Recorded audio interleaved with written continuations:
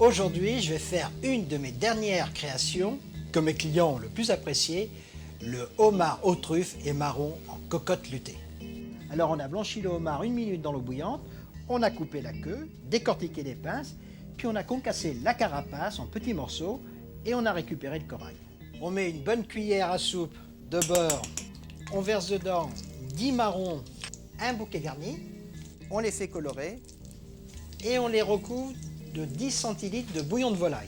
On les assaisonne, on porte à ébullition, on recouvre d'un papier sulfurisé dans lequel on a fait quelques trous et on met les marrons dans le four préchauffé à 200 degrés 20 minutes. On prépare la pâte pour lutter la cocotte, 370 g de farine, 3 œufs, 3 blancs, un brin de romarin, sel fin. Une fois mise en boule, on la réserve au réfrigérateur. On met une bonne cuillerée d'huile d'olive. On rajoute une échalote, un demi-oignon, une demi-carotte, une demi-branche de céleri, une gousse d'ail, un bouquet garni, un demi-bulbe de fenouil, une pointe de sel et un petit peu de moulin. On fait suer le tout. On remet une bonne cuillerée d'huile d'olive dans une autre casserole et on fait colorer la carapace. On rajoute les légumes, on recouvre d'eau, une anis étoilée et graines de fenouil. Une pincée de safran, 4 copeaux de tomates confites, une cuillère à café de concentré de tomate. Et on va laisser cuire cette sauce 20 minutes à frémissement.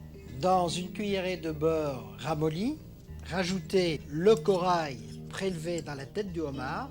C'est ce qui va donner le goût à la sauce. Et on entrepose ce beurre au réfrigérateur. Une cuillère à soupe d'huile d'olive, assaisonnez les morceaux de homard, une petite pincée de curry.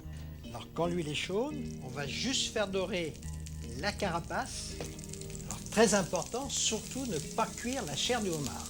Les pinces, on les passe une seconde.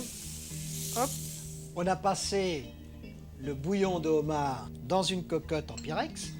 On dépose les morceaux de homard, les marrons, une gousse d'ail, la branche de romarin, une anis étoilée, 4 copeaux restants de tomates confites, une truffe coupée en petits dés, le beurre de corail et on finit avec 8 petites feuilles de basilic.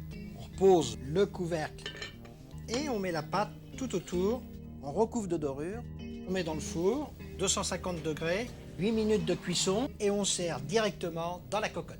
Je vous souhaite un bon réveillon et un bon appétit bien sûr.